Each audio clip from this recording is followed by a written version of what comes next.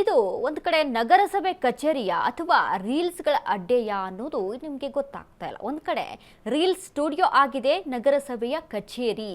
Nelamangala ನಗರಸಭೆಯಲ್ಲೊಬ್ಬ reels ರಾಜ ನೋಡಿ, ಕಚೇರಿಗೆ ಬರ್ತಿದ್ದಂತೆ reels ರಾಜನಾಗ್ತಾನೆ ಇವನು. ಇದೀಗ ಸೋಷಿಯಲ್ ಮೀಡಿಯಾದಲ್ಲಿ ನಾನು ಕಾಣಿಸ್ಕೊಳ್ಬೇಕು, ಸೋಷಿಯಲ್ ಮೀಡಿಯಾದಲ್ಲಿ ಚೆನ್ನಾಗಿ ರೀಲ್ಸ್ಗಳು ಮೂಡಿ ಬರಬೇಕು ಅನ್ನುವಂಥ ಹುಚ್ಚು ಎಲ್ರಿಗೂ ಕೂಡ.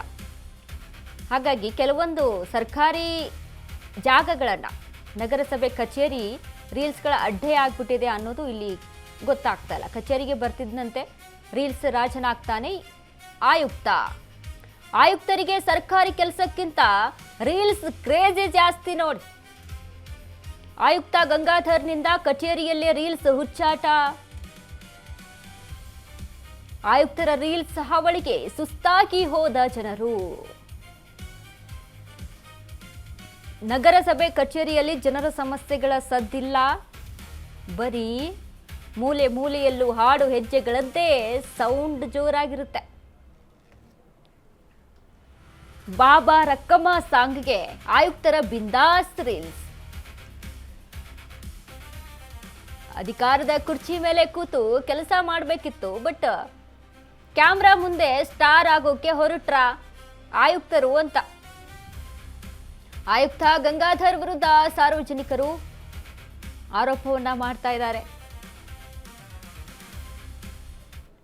ಸೋಷಿಯಲ್ ಮೀಡಿಯಾದಲ್ಲಿ ರೀಲ್ಸ್ ಅಂತ ಅಂದಾಗ ಎಲ್ಲರೂ ಕೂಡ ನೋಡ್ತಾ ಇದೀವಿ. ತುಂಬಾ ಎಂತೆಂಥ ಪ್ರತಿಭೆಗಳನ್ನ ರೀಲ್ಸ್ನಲ್ಲಿ, ಇನ್ಸ್ಟಾಗ್ರಾಮ್ನಲ್ಲಿ ನಾವು ನೋಡ್ತೀವಿ. ಓಕೆ, ಒಂದು ಪ್ಲ್ಯಾಟ್ಫಾರ್ಮ್, ಯಾರಿಗೋ ಅವರವರ ಒಂದು ಕ್ರಿಯೇಟಿವಿಟಿಯನ್ನು ತೋರಿಸೋದಕ್ಕೆ, ಅವರವರ ಆ್ಯಕ್ಟಿಂಗ್ ಸ್ಕಿಲ್ಸನ್ನು ತೋರಿಸೋದಕ್ಕೆ ಓಕೆ. ಬಟ್ ಇದು ನಿಮ್ಮ ವೈಯಕ್ತಿಕ, ನಿಮ್ಮ ಪರ್ಸ್ನಲ್, ಇದು ಎಲ್ಲಿರಬೇಕು? ಕಚೇರಿಯಿಂದ ಹೊರಗಡೆ ಸರ್ಕಾರಿ ಒಂದು ಹುದ್ದೆಯಲ್ಲಿ ಇರ್ತೀರಾ ಅಂತ ಅಂದಾಗ ಅಲ್ಲಿ ಒಬ್ಬ ಆಯುಕ್ತರಾಗಿ ನಿಮ್ಮ ಜವಾಬ್ದಾರಿ ಏನು ಮಾಡಬೇಕು? ಆ ಕಚೇರಿಗೆ, ನೀವು ಕೂರ್ತಿರುವಂತಹ ಕುರ್ಚಿಗೆ, ಅದಕ್ಕೆಲ್ಲದಕ್ಕೂ ಒಂದು ಗಾಂಭೀರ್ಯತೆ ಇರುತ್ತೆ, ಒಂದು ಮರ್ಯಾದೆ ಇರುತ್ತೆ. ಇವೆಲ್ಲವೂ ಕೂಡ ನಿಮ್ಮ ಪರ್ಸ್ನಲ್, ನಿಮ್ಮ ಮನೇಲಿರಬೇಕು, ಸರ್ಕಾರಿ ಜಾಗದಲ್ಲಿ, ಸರ್ಕಾರಿ ಕಚೇರಿಯಲ್ಲಿ ಅಲ್ಲ.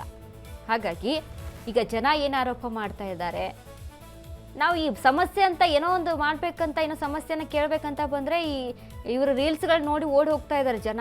ಆ ಲೆವೆಲ್ಗೆ ಆಗ್ತಾ ಇದೆ ಅಲ್ಲಿ ಪರಿಸ್ಥಿತಿ. ನೋಡಿ, ಅವರ ಆಯುಕ್ತರು,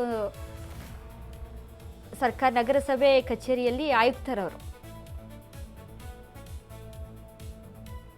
ಆಕ್ಟಿಂಗ್ ಸ್ಕಿಲ್ಸ್ನ ಸ್ಟಾರ್ ಆಗೋಕೆ ಹೋಗ್ತಿದ್ದಾರೆ. ಆಗಲಿ, ತೊಂದರೆ ಇಲ್ಲ. ಅದೇ ಪರ್ಸ್ನಲ್ ವಿಚಾರ, ವೈಯಕ್ತಿಕವಾಗಿನೋ ಇನ್ಸ್ಟಾಗ್ರಾಮ್ ಎಲ್ರಿಗೂ ಕೂಡ ಅವಕಾಶ ಕೊಟ್ಟಿದೆ, ಎಲ್ಲರೂ ಕೂಡ ಡ್ಯಾನ್ಸ್ ಮಾಡಿ, ಹಾಡಾಡಿ, ಏನು ಬೇಕಾದ್ ಮಾಡ್ಕೊಳ್ಳಿ ಅಂತ. ಬಟ್ ಅದು ನಿಮ್ಮ ಪರ್ಟಿಕ್ಯುಲರ್ ಪ್ಲೇಸ್ಗಳಲ್ಲಿ ಇರಬೇಕು. ಸರ್ಕಾರಿ ಕೆಲಸದಲ್ಲಿರೋರು ನಗರಸಭೆ ಆಯುಕ್ತರಾಗಿ ನಿಮ್ಮ ಕೆಲಸ, ನಿಮ್ಮ ಜವಾಬ್ದಾರಿ ಏನು, ಅದನ್ನು ಮರೆತು ಯಾವತ್ತೂ ಕೂಡ ಆಡಬಾರ್ದು ಅನ್ನೋದು ತಿಳ್ಕೊಳ್ಬೇಕಾಗುತ್ತೆ.